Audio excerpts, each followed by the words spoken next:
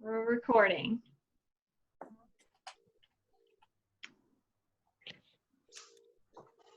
So this is our agenda for today. We'll go through the outline and process, review the mission vision, our strategic goal, the mandate for the task force, given our strategic goal, and then we'll start working on the objectives, and then we'll have some homework before we meet again. So I'll pass this part over to Katie because she is really great at explaining what a strategic plan is and how to create one.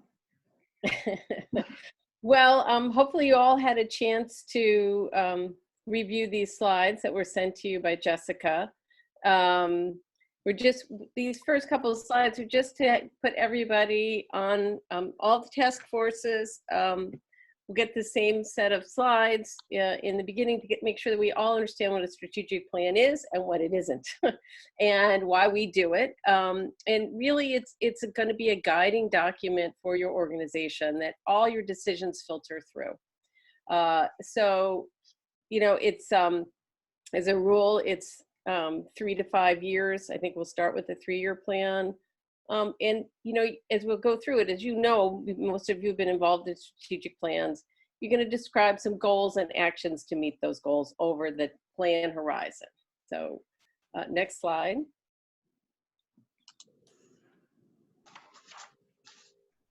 Just, there we go.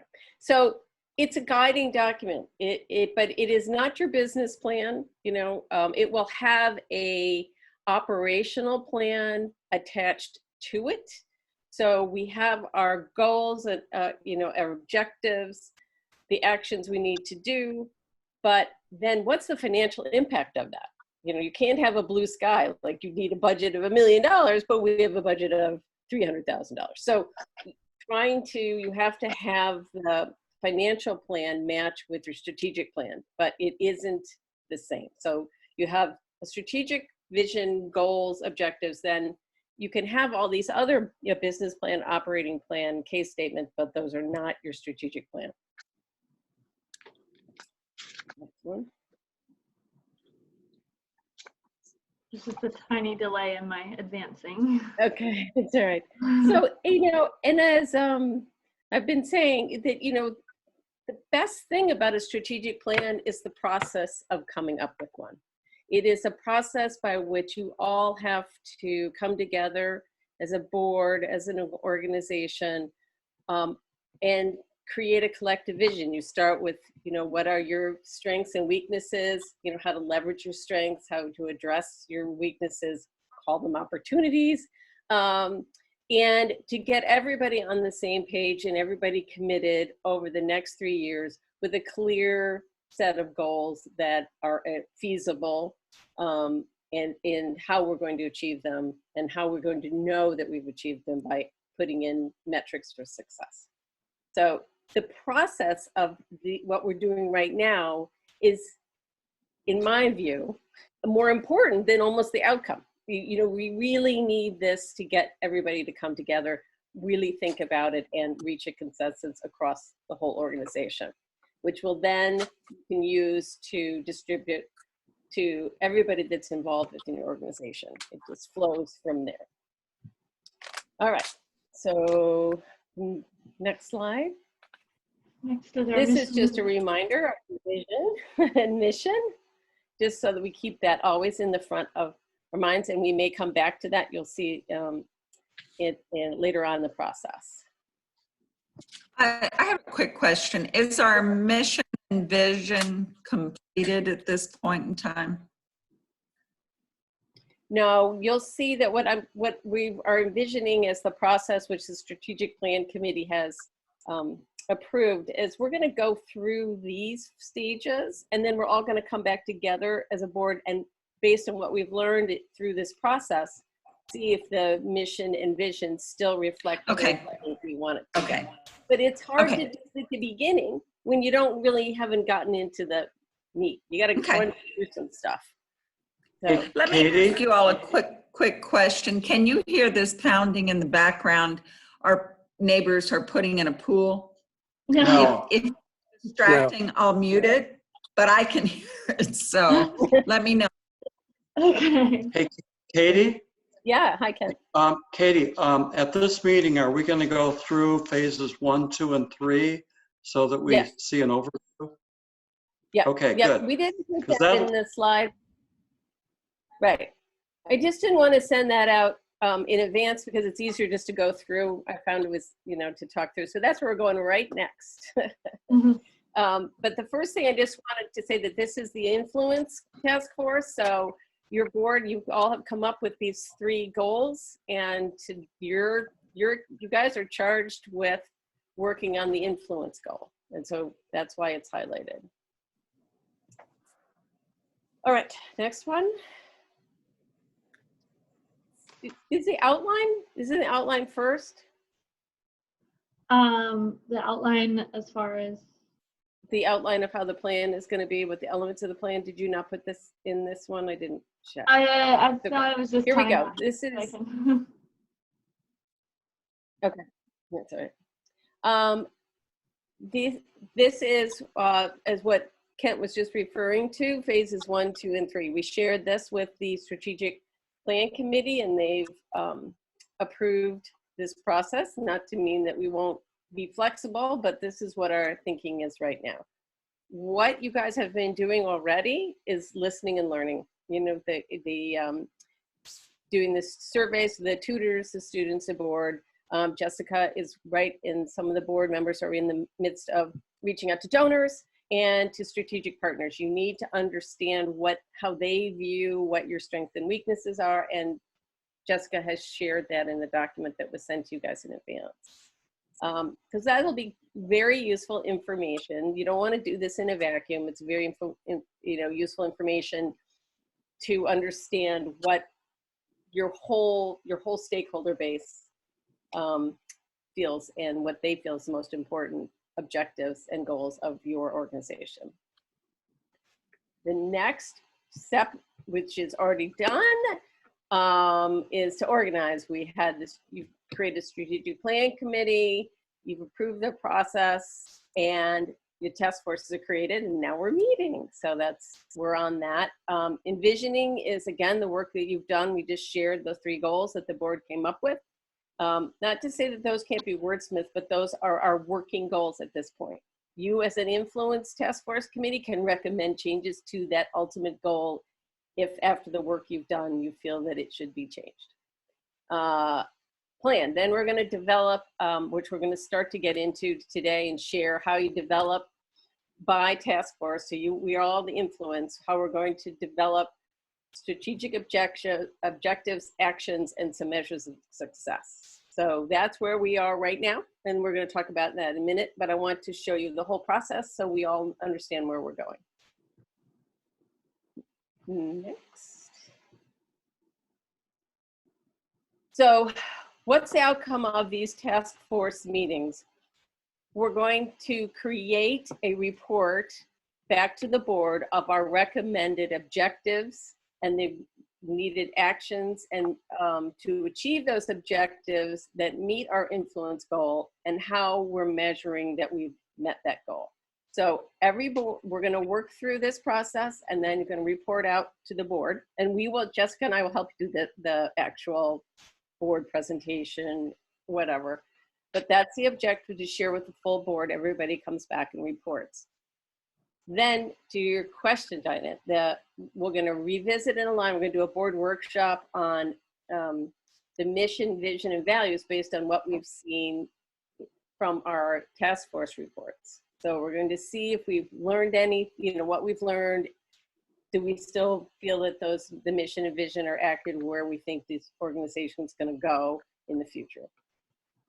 And then we come into a consensus. We take the compile reviews of comments, revisions based on the board workshop, based on the board reports, and we're going to circulate a first draft of the plan to the strategic plan committee, and then we will circulate it to the full board. The full board will have an opportunity then to come together and meet to review it and discuss and share all of your comments, and we will come together at that point to create a final draft. Now, you know, this is the plan. We're going to keep moving, making sure that everybody's comfortable with it. Then back to what I was saying. Now we've got a first full draft of the plan. Now, Jessica and her staff will have been working along as this is developed to create a financial operational plan. What is the financial articulation of the strategic vision? We're also going to work on how we're going to report out these measures of success. And then how is the strategic planning committee going to monitor our progress towards our goals? Again, there's an outcome report, which is more of a reporting out on the measures of success. And so the monitoring and outcome report can be combined, but we'll see how that goes.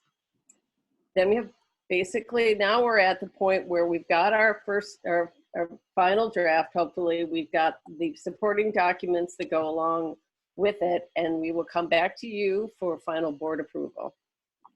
Then the most important thing is then now the process has gotten us all together. Now we have to implement our plan, and it becomes, you live and breathe your plan. You really think about it in every decision that you make. That's the whole idea, is that everybody knows what we're working towards. And if something comes up, that an idea is like, well, how does this fit into our plan? If it doesn't fit in the strategic plan, then that's a way to like launch a board discussion. Should it? It doesn't mean it gets X'd out. It means let's put it through that lens and see if this is something else, an opportunity that we should be going after. But it gives you a way to evaluate, a framework to evaluate all of your work and your decisions. And so that's the whole key to, and that's why you can revise it, you can review it. It should always just be a living, breathing document. Questions? No? Okay. All right, we're back to this again. So let's, what we're working on, your working strategic goal is be known throughout the community as a leading resource in adult literacy and language learning. So do you guys, all right, we'll come back to that. Let's go on to show the work of the day, and then we'll start to talk a little bit about that. Okay, every task force is going to, this is the mandate of the task force. So bear with me, looks like a lot of writing, but you'll see, we're gonna give you some examples of, because Jessica has done some examples for us, and she's gonna lead us through that. So the task force mandate is you're going to use all the information, the stakeholder surveys, any data available. You can ask Jessica if we need more data, if you want some, any kind of information that they have collected as an organization. And you're going to develop 3 to 5 key strategic objectives that meet that goal. Okay, this is what we must do to achieve our program goal over the next 3 years. Not 1 year, it should be 3 years. And then, okay, you've got these 3 to 5 objectives. There's going to be actions underneath for each objective to how do we get there? How do we meet that objective? There's concrete actions. And that just helps you really sort of get into the feasibility part of what we're envisioning. And then, okay, so now we've got the objectives and the initiatives that are going to get us to our goal. How do we know we're making progress through the 3 years? So this is where your measures of success come in. Those are our work over the next few meetings. And then Jessica and I will help you create the board presentation, and then we will go in and present it back to the board. And so this is, each task force is charged with this. So now it looks like, so Jessica is going to show you, take you through, we created these sort of frameworks to help everyone think about it. Okay. Any questions before I start? So it seemed like a lot, and then Katie sent these tools, and it really helped me kind of visualize how it would come together and get thinking and not get too in the weeds. So this tool will help us set the objective, and then actions to meet each objective, and then how we measure each action. So you can see here we have 3 objectives. Each one has about 3 initiatives. It could be more or less, and then for each we can put in some measures of success. So I have done for each task force an example. For ours, I was looking at our goal of being known throughout the community. And the first objective would be to create consistent branding and messaging that is direct and powerful. And by would be, I mean, this was just an example that I came up with. We can adapt it, change it, scrap it, whatever the group decides. But to meet that objective, we would unify our messaging used by the staff, board members, and key supporters around our updated mission and values, mission, vision, and values. So to measure that, one benchmarker would be that the elevator speeches are confirmed, and another one would be that language is used by all stakeholders consistently. I think those measurements probably need a little bit more definition, but we can talk more about that. Another action would be to produce quality print materials and website with a uniform design to communicate our value and our impact results to the community. So that a measure of success would be our annual report is published and shared with supporters and prospects. A suite of print materials is developed and distributed. We've done a little bit of this, but it's probably time to revisit and update. And that's a brochure and a rack card that we had. So any number of those things that would need to be developed around this goal. And then our website, of course, being updated consistently. Any questions on that? Again, this is an example. We can rework it, redo it. Katie, should I move on to the actions, or what do you want? Yeah, show the whole thing and then we'll come back. Okay, then we'll come back. So then digging deeper into the actions, for each action, we'll look at the resources that are needed, the timeline, and the lead responsibility on it. So I picked the first one, the unify messaging used by staff, board members, and key supporters. In the narrative, I put that we've been working on our elevator pitches. Once the task forces report, we will revisit mission and vision. And then these pieces will help to determine messaging going forward. Once that's determined, steps should be taken to ensure it's used consistently. So the first action was unify messaging used by staff. And so resources needed would be the people, the board, the staff, Katie, our facilitator, to help us with that mission and vision, and also doing a values exercise.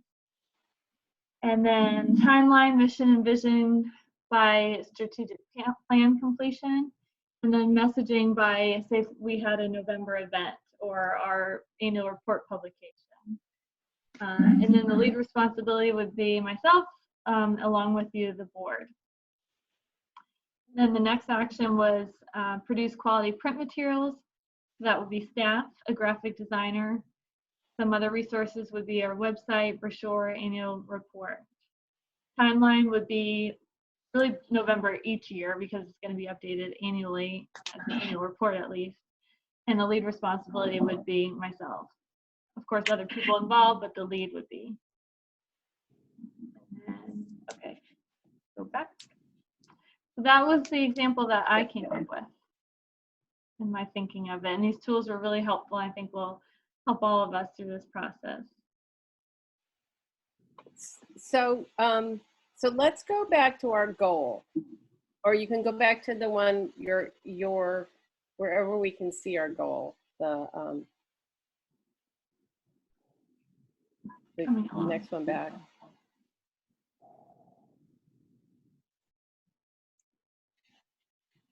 Did it land there yet? Okay. I'm We can on. go to the next one where it shows the task force. Can you go to the next one? There. Okay, so the goal is to be known throughout the community as a leading resource in adult literacy and language learning. So Jessica put the consistent branding and messaging as one of the goals. do you want to, as a collective right now, just talk about this goal, like what you can brainstorm, or we can, because what we're going to ask you to do as we leave this meeting, it could be a short meeting, is we're going to ask you to come up with 3 to 5 strategic objectives that meet that goal for the next meeting. And we will come in and then share them all, because it's easier to do it. I want you all to think about it yourselves and then come back, and likely it will be, oh, we all thought this one, or wow, I didn't think of that one. That one's a great one. That's good. Or is that part of this one? We'll have that kind of consensus building. That's what Jessica and I envision as our next meeting, is everybody brings some objectives. Maybe Jessica, if you go back to the page with your objective on it, because I think this one's harder to, the one with your on it, with you. Yeah. So that we're going to come up with just the objectives, the 1, 2, 3, not the actions or the measures of success right now. We're going to keep it really pretty high level and say, to become the known throughout the community. Got to keep that one up here. What are the 3 to 5 objectives that you all think we need to do? Okay.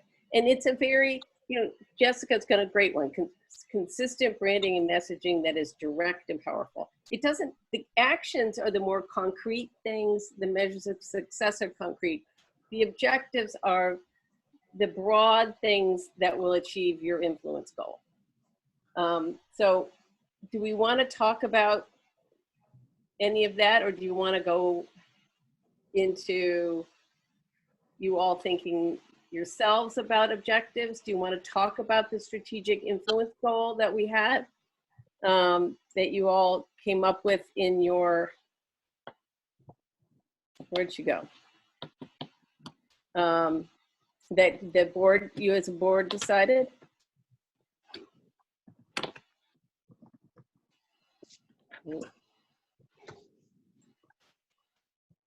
I'm putting up a whiteboard in case there's Whiteboard, discussion. great, all I could take some notes. Thank you. That's what. So we could brainstorm a bit now. We had a first thought about doing a brainstorm right now, but then we want to make sure that we're not overloading. Everybody needs, there's a lot of information that just goes, wah! And I want to make sure that we can talk about it, asking a lot of questions. We can take it right back up to the goal. If you think that's an appropriate goal for how you are the influence sector of your priority. I mean, these are priorities: impact, create an influence, and create sustainability. Those are the 3 priorities of keeping the organization going and effective. Yeah, I would say the impact, just for more clarity, because we don't have all the goals in front of us, the impact is really focused on programming, and then capacity is on fundraising. And this goal is the way to share the impact so we can build capacity. So they kind of all go hand in hand. And I think influence and capacity will be tied together because it will be a lot of our messaging that we would share with donors or supporters or community partners. So just to show you where we fit into the bigger puzzle. Isn't influence also where we are, how you get the word out to attract tutors and students? This is the pipeline. So this is how we, by having this, we just did one on branding and messaging, but basically you need to be out there, known through the community as the place to go for literacy. So it's driving your recruiting of tutors.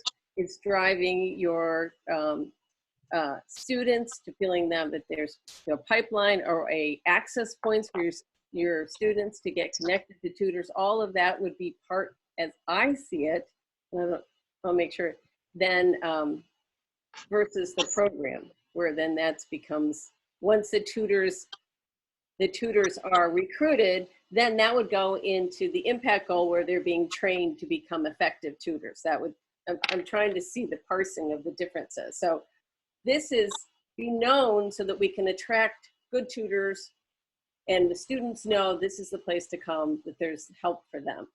And the community knows what we're doing so that we can drive awareness and fundraising and just awareness of literacy, the importance of literacy in the community. And I want to insert something. I don't agree with one elevator speech. That just really rubs me the wrong way. I don't like it. I feel like your audience dictates how you present.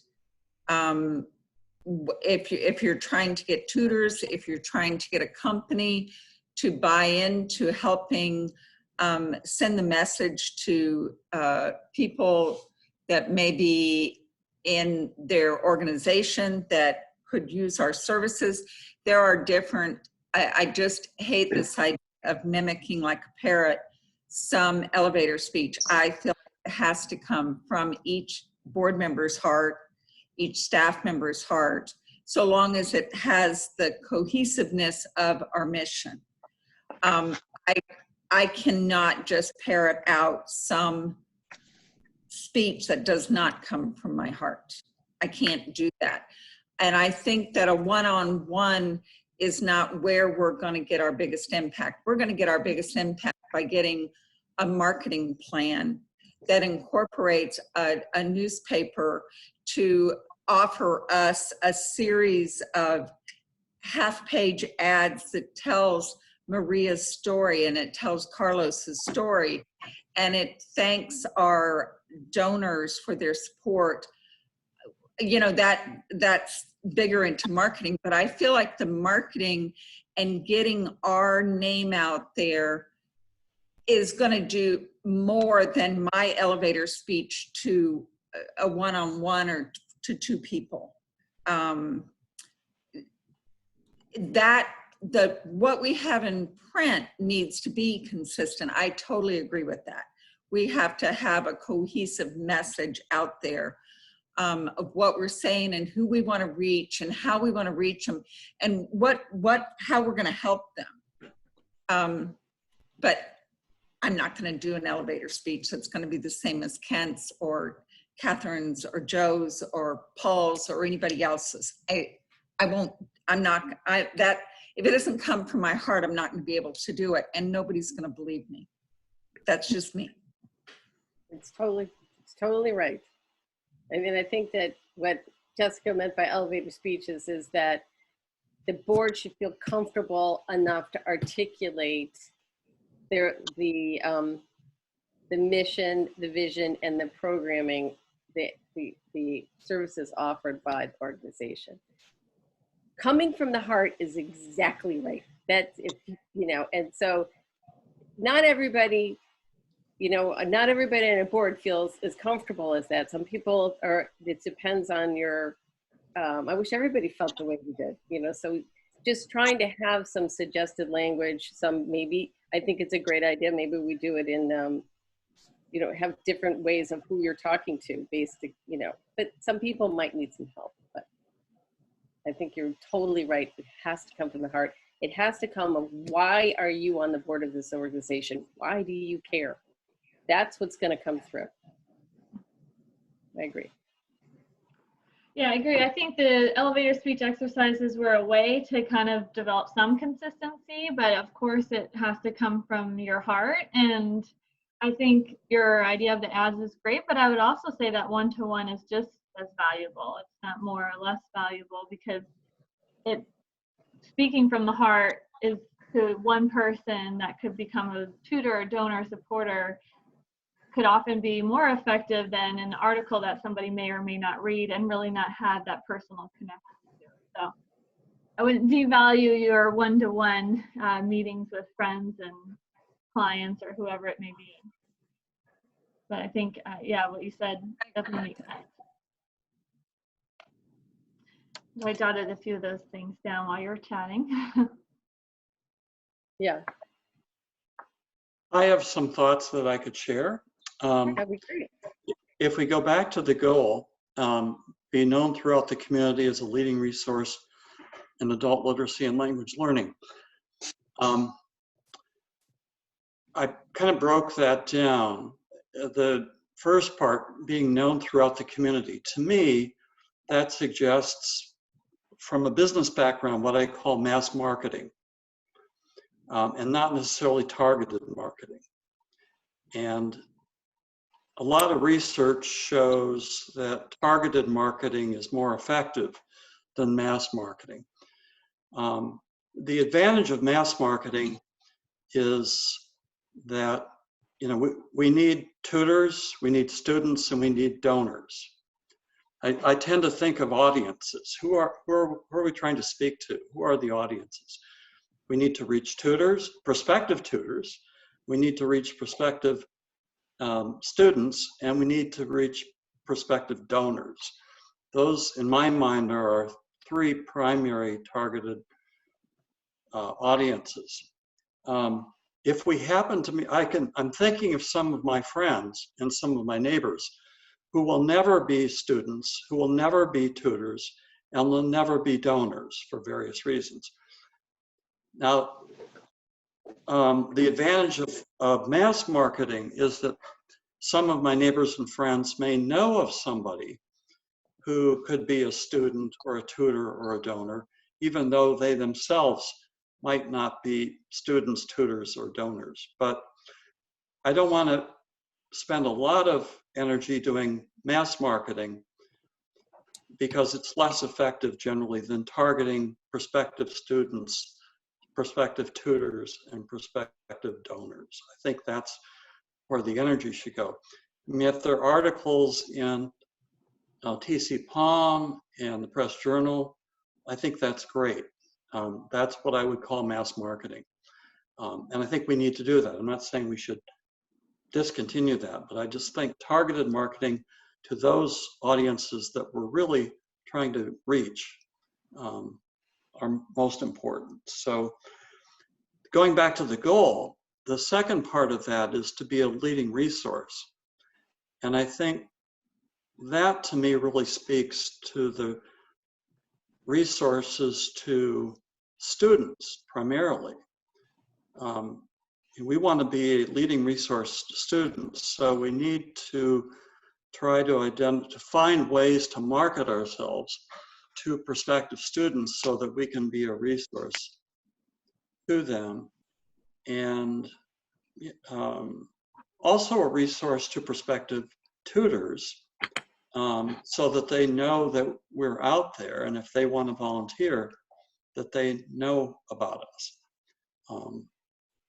I guess a question is, in our work with our task force, I think Jessica, you mentioned earlier that the capacity committee is going to be also thinking about how to reach prospective donors. So I guess the question in my mind is that also part of our responsibility as the Influence Task Force to think about how to reach prospective donors, or is that the job of the capacity committee? My instinct is to say that we are figuring out what to say, and they are figuring out how to reach those people. Would that be sort of? I'm not hearing you very well. Oh, I'm sorry. My instinct is to say that they will be figuring out the how to reach those people, and we are figuring out the what to say when we do. Does that make sense? And is that, do you think? And also, I look at it as a support, so they're probably going to do the targeted to the donors, back to what you're saying, and our mass marketing supports all of this. So it supports the donors. A great article in 32963 or TC Palm is going to make your donors, prospective donors and current donors, feel great about the organization, right? They're going to know about it. They're like, yeah, I'm part of that, So that, and the tutors are going like, yeah, that's me.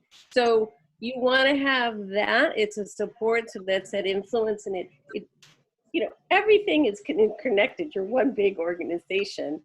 But so yes, I think it will be that we're going to come up with the language, we're going to come up with the mass marketing. They may be doing the targeted stewardship to the donors, the targeted recruitment of new donors, but we will, and I love what you said between the mass and the targeted. I think those are two objectives, let's, and the actions that need, we need to have a mass marketing, objective to create, everybody knows what we're doing and create a language, a consistent language, but we have targeting to actually drive the recruitments, to drive the continuing health and expansion of the organization. So however you guys are going to want to do that, but you just brought up two objectives. So that's how I think of it. To reach prospective students, the print media probably isn't going to help to reach that audience. You've got to use other means of communication rather than print media. Right. So that's I agree with that. Objective. Your objective is to reach potential students. So your actions are going to be, do a community event in Fellsmere.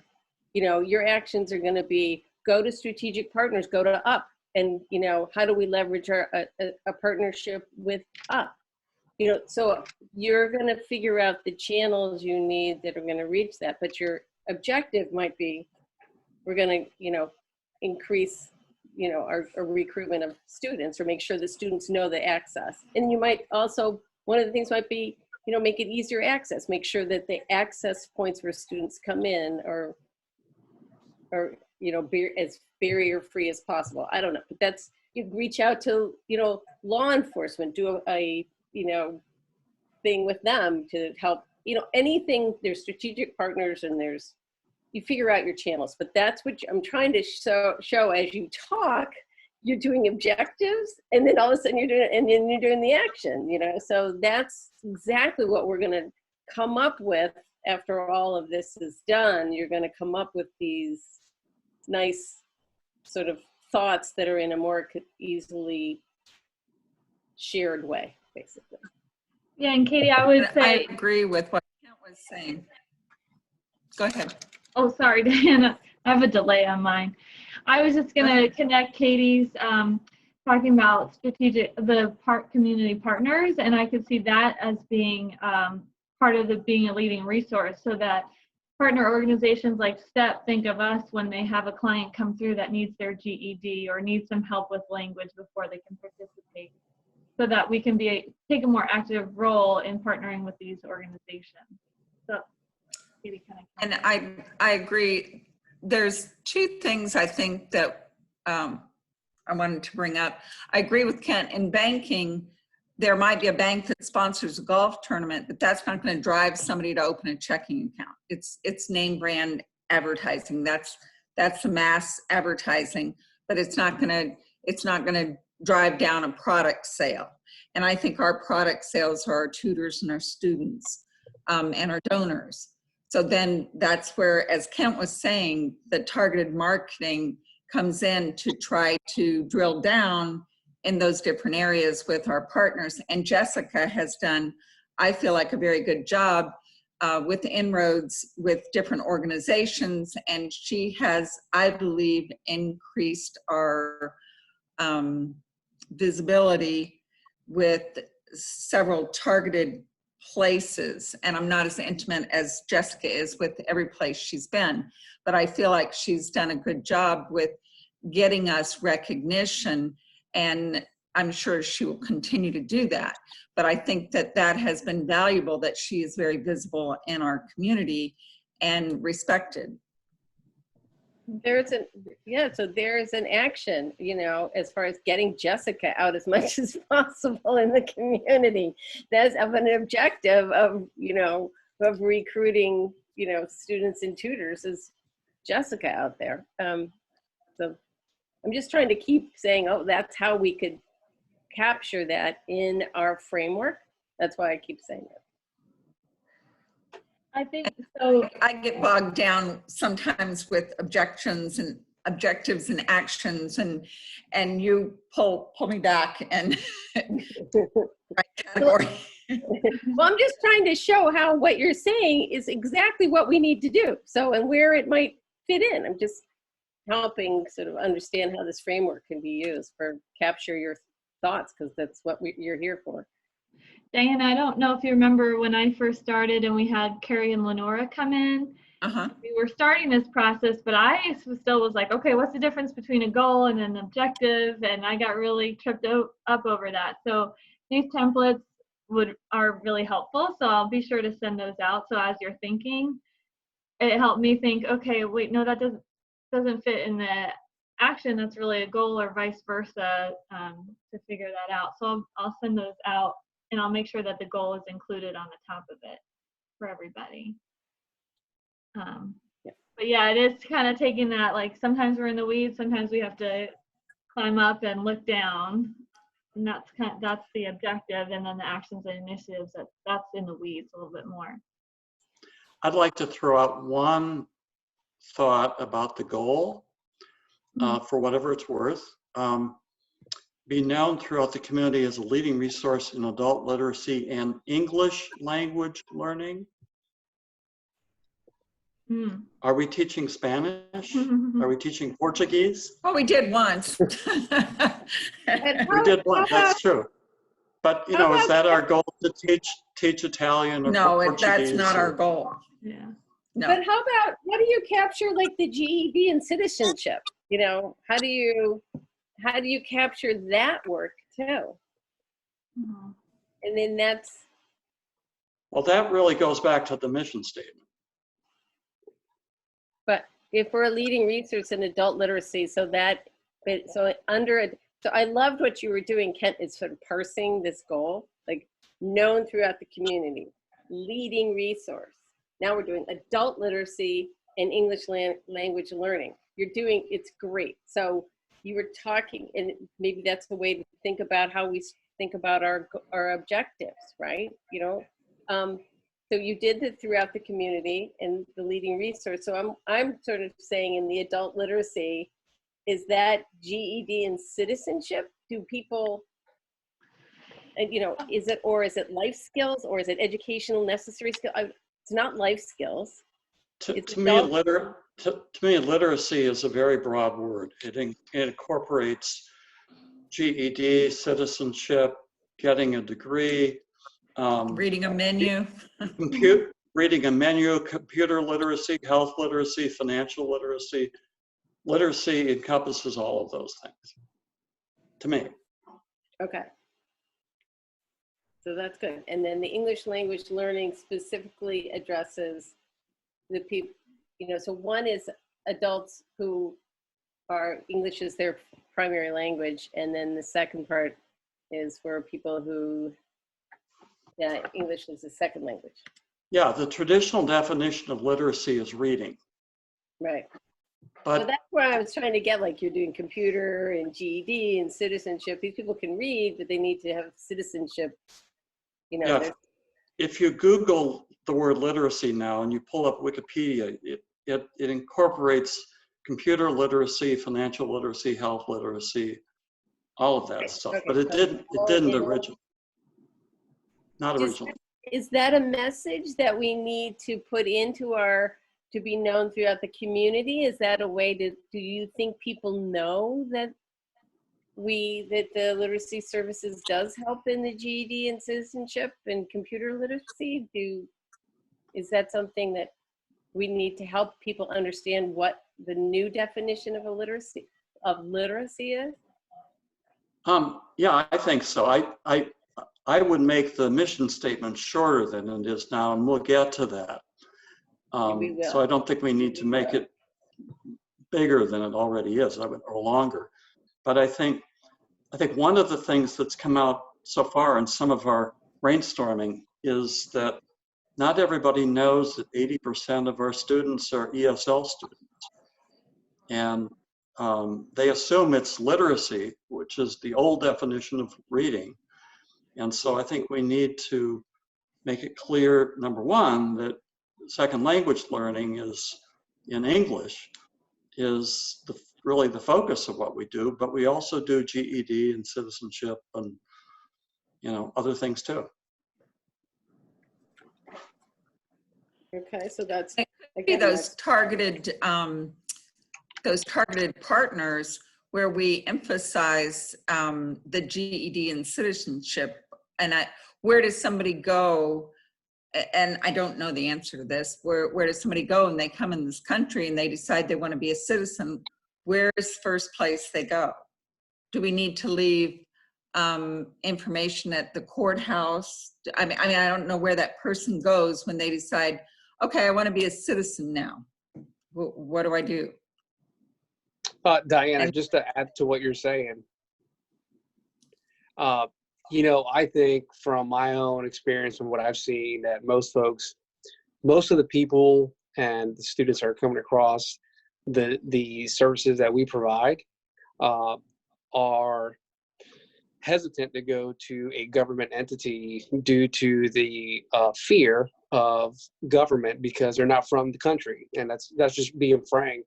Mhm. You know, they don't want to go right to the courthouse or knock on the sheriff's office door because they're in fear of, you know, being sent back and not sure how we govern here locally. So I think where they will usually land is usually small churches, small church groups Mhm. in the community, food pantry organizations like Harvest Food and Outreach, things like that, where they might come across those services first by mere necessity because they need food, they need established network within the community when they get here, and they're trying to figure things out. I think if we can kind of find a way to plant ourselves somewhere in that process, like you're saying, where they ask someone next to them or another person that's serving food or giving them a church flyer, they'll ask that question, say, hey, by the way, you know, Literacy Services does A, B, and C. And I think this might be something that's up your alley. And then that can be the seed that's planted and then takes off from there. I don't know. That's just a thought for me.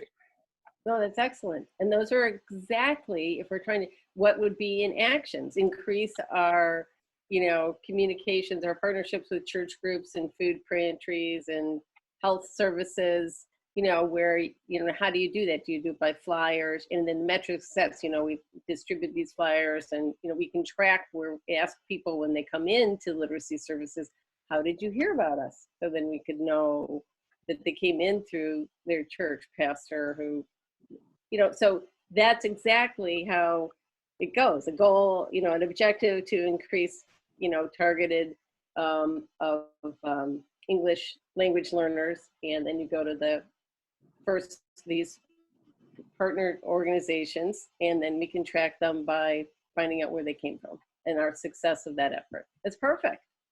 And I think that we're going to need a bilingual flyer, a Absolutely. Spanish. Yeah, that would be a I mean- resource under one of the actions. Yep. Yep, so that would be, we get this action, we're gonna go to these church groups, and then you'd have a bilingual flyer as one of the resources needed, and then who's gonna, and that should, Mhm. And But we I can thought- easily facilitate that here at the sheriff's office, Jessica, Yeah. with our print shop, like we did other stuff I here. know Valina very well. so then Um, that would be under your responsibility. And you'll be the lead. Right. That lead responsibility would be.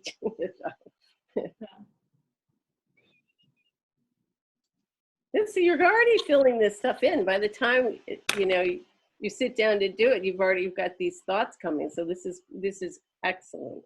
Yeah, when I did the example, that's sort of like how I started with all these kind of actions we could take. And then I looked at it and I kind of pulled up the focus and, okay, how did I make a bigger, broader objective out of this? And then these can fit under it.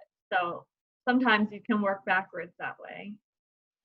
So do we have just one goal, or are we supposed to come up with more than one goal? Are So we supposed to have come up- one goal, and then we'll be coming up with 3 to 5 objectives or initiatives. That Okay. word is interchangeable. And then under those, there'll be 3 to 5 actions. So Okay. our one goal is this one on the top here that'd be known throughout the community. Okay. That's our guiding goal. And then we've got how are we going to get to that goal? So it will be the known and will be a leading resource in these areas.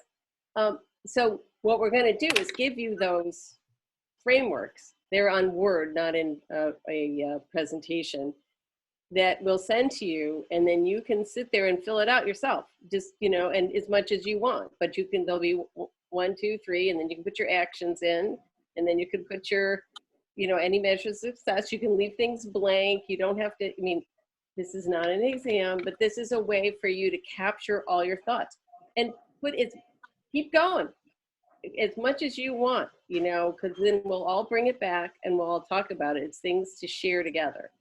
But the more thinking you do, because it's hard to think, this is great brainstorming and we're starting to get how we might approach all this. But I also want you guys to make sure that you've shared all of your knowledge or anything together, you know, at once, and then we share. Right? Right. Sounds good. I was gonna pull back up the slideshow for what is it? Do you see the slideshow? Yep. Okay. Yep. The next steps. Because I was thinking I'll send out the template, and I wonder if before the next meeting it would be helpful if I got all of them back and I could plug in all the information so it was all visible at once. What do you think, Katie? Well, I think that these guys, I think, you know, you can do, I mean, we had thought like just to maybe just do the objectives, but I'm liking the way that it's, and what Jessica shared, sometimes it's easier to go through the actions, the more concrete steps, and then bring it up. Like, I wrote down all these actions. What are they really telling me? They're telling me that this should be an objective, right? So I think we're going to send out, it says here, I mean, obviously, what we're going to try to get at the end is, given our mission and vision, our working mission and vision, and our goal that we just talked about, what are the 3 most important things we need to be doing over the next 3 years? That's our mandate, is those objectives, and then we'll have the actions and the measures of success. But for next week, let's just send out these templates, these frameworks. And if you would just do your thinking, put it down. What do you think? And feel free to call, you know, you can email me, call me, or Jessica if you have any questions on it. But Jessica will send out our presentation today, so you'll see how she filled it in. But I'd really love to have your thinking about it. And all the ideas that have come up just in this little bit of a discussion are fantastic.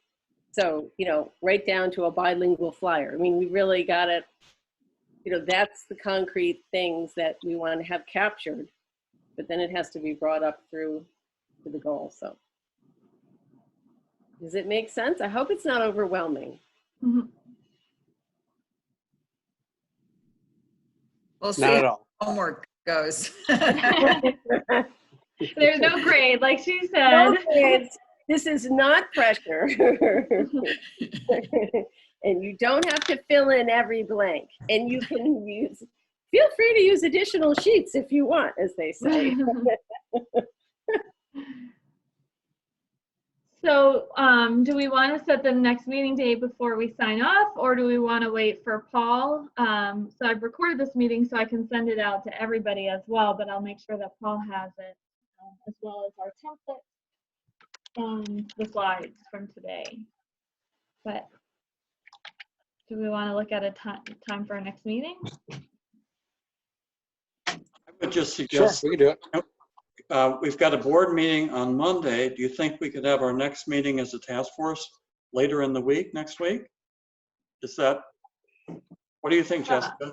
I can do it Tuesday if we do it at the same time. And then I was going to head out of town, but I would still be flexible working remotely. So I could potentially still meet. Tuesday would be ideal, though. Jessica, I think you need a break. You deserve a break. You've earned a break. Okay. So yeah, when you get out of town, you should be out of town and not doing work. So if next week is just too early, then the week after. And I think we ought to wait for Paul. Okay. Yes. I'm just trying to decide, should we do it next week or the week after? If we do it on Tuesday, my exchange club has started meeting from noon to 1. I'm the treasurer and I just have to pay the bill when it's over, make checks out for our students if we're giving checks out. So I really had plenty of time today getting back, but every once in a while it might be tighter if I'm still working from home. So even if we could just go back a half hour, even to 2:30, but I did have plenty of time today. So if we can't move it back, I will just make sure I make that time. So how does everybody feel about like having time to do the homework? Is next Tuesday too soon, given that we do have a board meeting Monday? I'm okay with it. I'm I'm all right with okay it as with well. it, but I think we should check with Paul because he's got to listen to this whole video and maybe have his input too. Yeah. Yeah. So do you want to pencil in maybe 2:30 next Tuesday and then we'll confirm with Paul? Sure. That's fine with me. Sure. I'm good with having to move a meeting. I don't care. Okay, Okay. good. And I'll get all that material out by the end of the day. I think that's all I have. Katie, do you have anything? Anybody have any questions? No, I'm good. This is Good meeting. Thank you, Katie. Thank you in advance for all your hard work and thinking you're going to be doing over the next week. That you've already been doing. Okay, it's good to see everybody. I'll see you on Monday for our board meeting. And if you have any questions, feel free to reach out. Thanks, Okay, Jessica. thank you. Thanks, everybody. See you guys. All right. Bye-bye. Bye-bye.